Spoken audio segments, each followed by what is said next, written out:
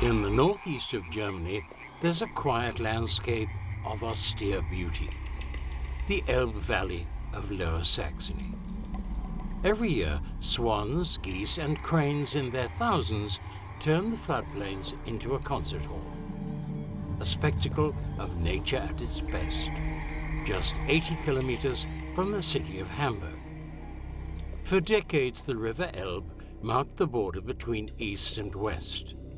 With large parts being completely sealed off and marginalized, many rare and endangered plant and animal species were nevertheless able to survive under the shadow of the Iron Curtain.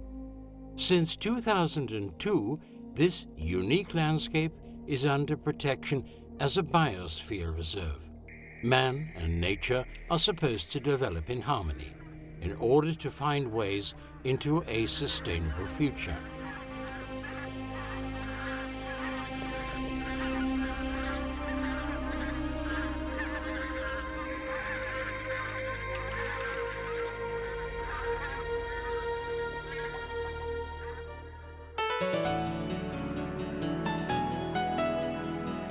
The Lower Saxonian Elbe Valley Biosphere Reserve is one of Germany's top areas for species diversity. The region harbors a great variety of near-natural habitats that maintain a rich flora and fauna. Among them are the sea white-tailed eagles. They're Germany's largest birds of prey, boasting a wingspan of nearly 3 meters. Their nests are built high at the top of stout oaks or ancient firs. A tree must be at least 100 years old to support such an eyrie of 1/4 of a ton.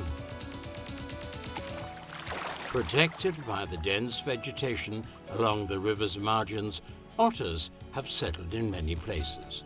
The Elbe Valley forms a stronghold for this species in the state of Lower Saxony. Otters have already been recorded from the network of lowland ditches, from the tributaries and the River Elbe itself.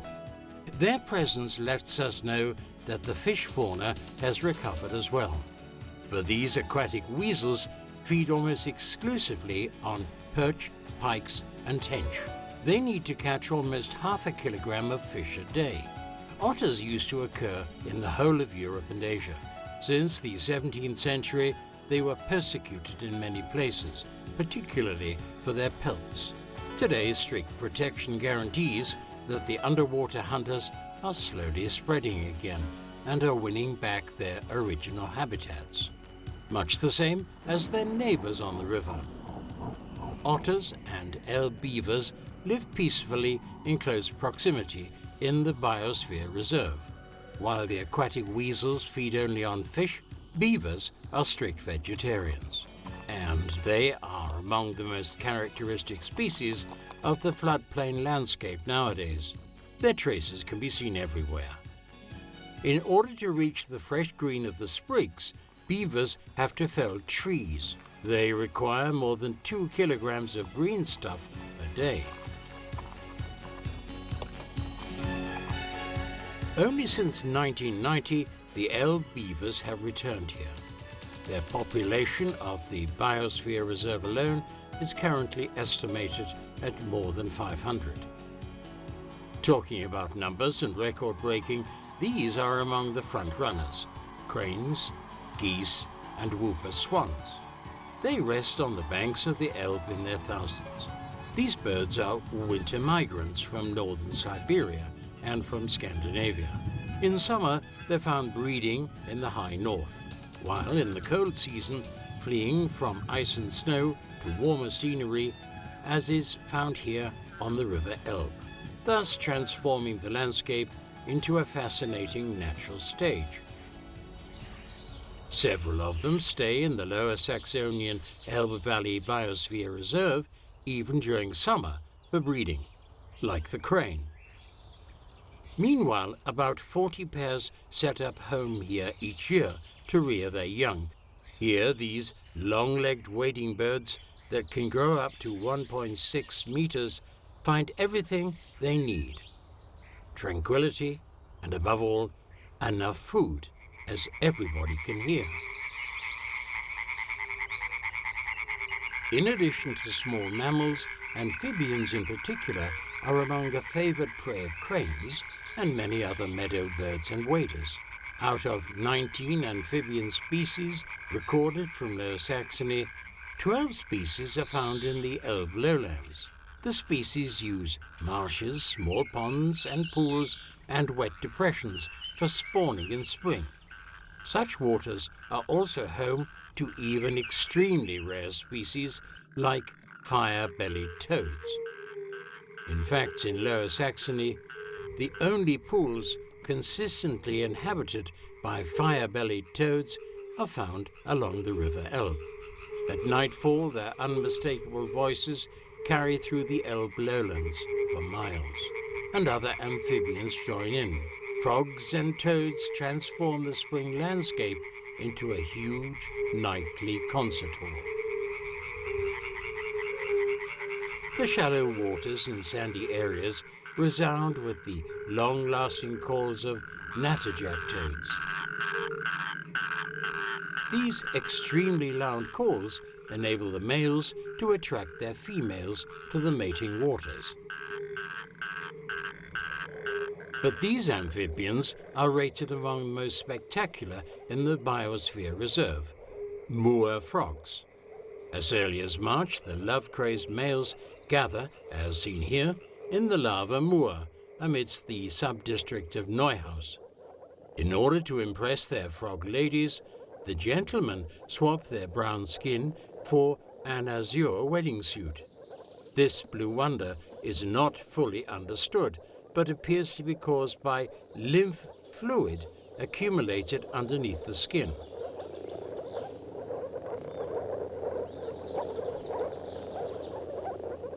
A few weeks later, nothing of this noisy bustle can be heard anymore. Hundreds of spawn clumps and strings have been laid on flooded meadows, in backwater lakes and temporary pools. In early June, the first tadpoles will hatch, and very soon small froglets will hop all over the land. They are most welcome as prey for cranes and numerous other bird species.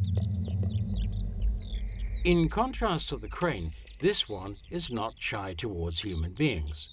The white stork, popularly known as Master Adebar in Germany, is a true synanthropic species that is seen in nearly all villages of the Biosphere Reserve. White storks have become the symbol of unspoiled meadows and their rich biodiversity that are still present in parts of northern Germany. They're esteemed inhabitants of the villages along the Elbe, where more than 100 breeding pairs rear their young each year. Intensive farming, over-fertilization, and drainage used to deprive the birds of much of their homeland. However, white storks and many other meadow bird species, such as lapwings, curlews, and snipes, need wet meadows for survival, and these are still available here. This unique landscape, molded by water and wind, is traversed by the River Elbe in its whole length. At first, the river was about 400 meters across, dotted with shifting sandbars and even islands.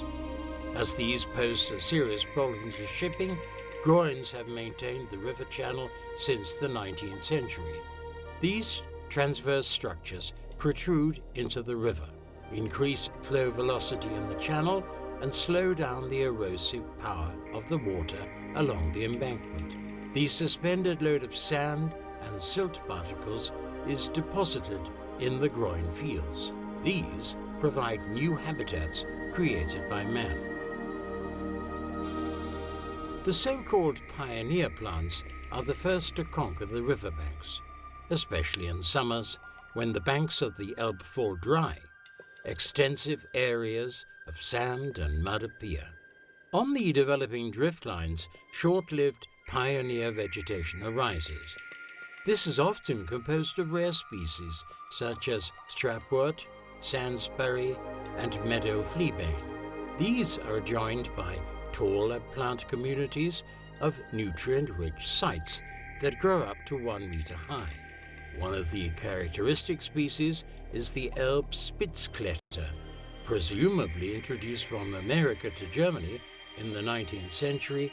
It has since formed a new species that is regarded as rare and is only found along the Elbe. Adjacent to the river channel, extensive floodplains have accumulated. They are silent witnesses of former river dynamics. For thousands of years, the Elbe has changed its course again and again. The river created new meanders and left old ones cut off from the main channel. This gave rise to a patchwork of habitats unrivaled in its diversity that has been entwined for centuries with the lives and livelihoods of the people. To maintain this interplay within a vivid cultural landscape is the declared aim of all biosphere reserves throughout the world.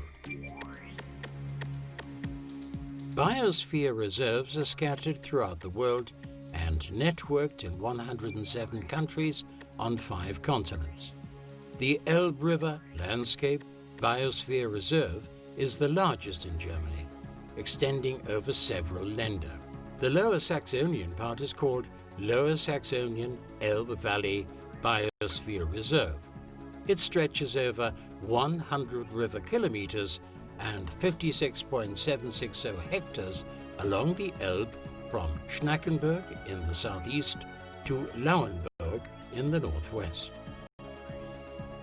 The small town of Hitzacker is the seat of the Biosphere Reserve Administration.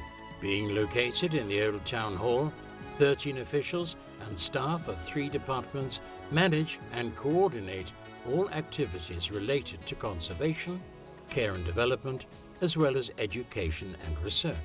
Here, people can get advice and information on all issues around the development of the Elbe region. Environmental education, sustainable economic development, or nature conservation. For example, wintering birds from the high north are surveyed each year. When thousands of their kinds descend on the fields, they cause a pain in the neck of farmers.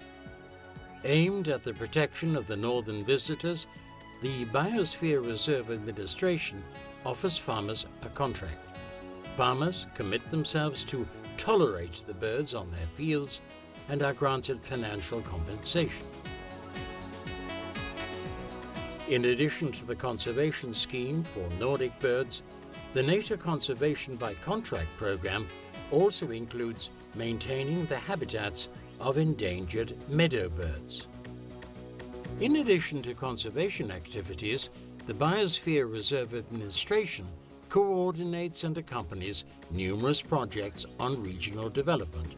The use of renewable energies in accord with nature conservation interests is as much a priority as the tourist development of the landscape. Not only is the management of nature taken into account, but also the sustainable development of the region as a cultural and economic area. In fact, the Elbe Valley of Lower Saxony is a cultural landscape with roots reaching back to the Bronze Age 3,000 years ago. Centuries of human work have transformed the natural landscape into a cultural landscape, a still ongoing process that can be witnessed right here.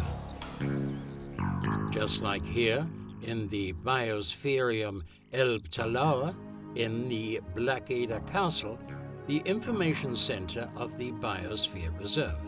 Inquiring people will have first insight into the landscape and its special plant and animal life right on the doorstep. From here, several discovery trails lead visitors through the typical cultural landscape of the Elbe Valley. Whether by canoe, on foot, or by bicycle, visitors will come across a varied range of offers: hiking, fishing, riding, or a tour with Dolores, a solar-powered raft. These are some of the many opportunities to experience firsthand in the Lower Saxonian Elbe Valley Biosphere Reserve. Another priority area of work of the Biosphere Reserve Administration is science. In partnership with universities and colleges, Staff members of the Biosphere Reserve administration examine economic, ecological, and socio-cultural issues. For example, adaptive strategies of regions for climate change are investigated here. This kind of experimental design is used to establish how reduced precipitation amounts will affect the vegetation. However, not only futurology, but also a look back into the past is needed to understand the present, in order to be able to actively shape the future. The underground world of the Biosphere Reserve offers an immense treasure that allows archaeologists to make connections between the past and the present.